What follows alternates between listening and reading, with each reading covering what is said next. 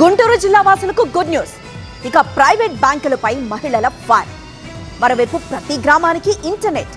ఇలాంటి వార్తలన్నీ ఫటాఫట్లో చూసేద్దాం. గుంటూరు జిల్లా వాసులకు గుడ్ న్యూస్ చెప్పారు కేంద్ర మంత్రి పెమ్మసాని చంద్రశేఖర్. ప్రతిపాడు మండలంలోని నడింపాలెం గ్రామంలో 94 కోట్ల రూపాయలతో 100 పడకల ఆసుపత్రికి కేంద్రం గ్రీన్ సిగ్నల్ ఇచ్చిందన్నారు. 15 ఎకరాల విస్తీర్ణంలో నిర్మించబోయే హాస్పిటల్ కి నిధులన్నీ కేంద్రమే ఇస్తుందన్నారు. అంతేకాదు కేంద్ర యోగా సహజ చికిత్స పరిశోధన సంస్థలు కూడా రాబోతున్నాయన్నారు పెమ్మసాని. శాంక్షన్ చేసినటువంటి ఆయుష్ మినిస్ట్రీ ప్రతాప్రావు యాదవ్ గారికి, అదేవిధంగా ఈ ప్రోగ్రామ్ని ఇనిషియేట్ చేసినటువంటి శ్రీ నరేంద్ర మోదీ గారికి అందరికీ కూడా మరొకసారి ధన్యవాదాలు తెలుపుతాం.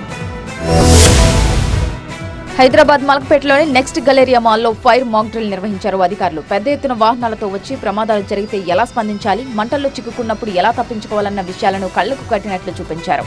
అగ్ని ప్రమాదాల నివారణకు ముందస్తు జాగ్రత్తలు ఎంతో అవసరమన్నారు. వరుస ప్రమాదాలు ఆందోళన కలిగిస్తున్నాయన్న అధికారులు ప్రజలు కూడా అప్రమత్తంగా ఉండాలని సూచించారు.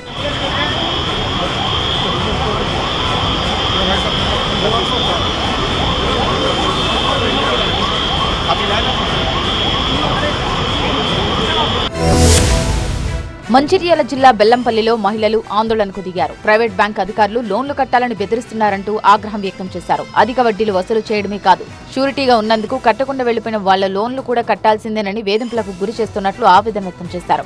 ఆ మేరకు పోలీస్ స్టేషన్లో కంప్లైంట్ కూడా చేశారు. పోలీసులు వెంటనే స్పందించి తమకు రక్షణ కల్పించాలని వేడుకుంటున్నారు. మేము కట్టమని అయితే మేము అంటలేం కదా, మేము కడతామని మొన్నటిదాకా అనుకున్నాము. కానీ మేము ఇప్పుడు ఒక నిర్ణయం తీసుకున్నాము. మేము ఖచ్చితంగా ఏ లోన్లు కూడా కట్టము. ఇది ఎక్కడి దాకా పోతుందో పోనీయండి. మేము ఎక్కడికైనా మేము ఖచ్చితంగా మేము నడుస్తాము. గుంటూరు జిల్లా తెనాలి రైల్వే స్టేషన్లో ఆకస్మిక తనిఖీలు చేపట్టారు పోలీసులు. తెనాలి మీదుగా ప్రయాణించే పలు రైళ్లలో సోదాలు చేశారు. పెద్ద ఎత్తున గంజాయి చాక్లెట్లను స్వాధీనం చేసుకున్నారు. డాగ్ స్క్వాడ్ ను సైతం రంగంలోకి దించి పలువురు అనుమానితులను అదుపులోకి తీసుకున్నారు. ఈ ఆకస్మిక తనిఖీల్లో డీఎస్పీలు శ్రీనివాస్ రెడ్డి, జనార్దన్ రెడ్డితో పాటు ఆర్పీఎఫ్ బలగాలు పాల్గొన్నాయి.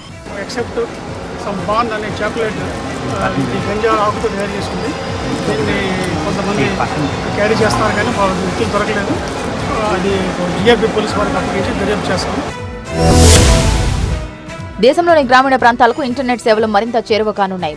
భారత్ నెట్ ఫేజ్ 3లో 1.5 కోట్ల గ్రామీణ కుటుంబాలకు సబ్సిడీ ద్వారా బ్రాడ్బ్యాండ్ సౌకర్యం కల్పించింది కేంద్రం. భారత్ నెట్ ప్రపంచంలోని అతిపెద్ద గ్రామీణ బ్రాడ్బ్యాండ్ ప్రాజెక్టు కింద ఇప్పటికే 2.18 లక్షలకు పైగా గ్రామ పంచాయతీలను హైస్పీడ్ ఆప్టికల్ ఫైబర్తో అనుసంధానం చేశారు. దీనికోసం సుమారు 1.4 కోట్ల రూపాయల పెట్టుబడి పెట్టారు. ఇండియా మొబైల్ కాంగ్రెస్ 2025 రోడ్ షోలో ఈ విషయాలను వెల్లడించారు కేంద్ర మంత్రి పెమ్మసాని చంద్రశేఖర్. ప్రస్తుతం భారత్ ప్రపంచంలోని అతి తక్కువ డేటా ధరలను అందిస్తున్న దేశంగా ఉందని తెలిపారు.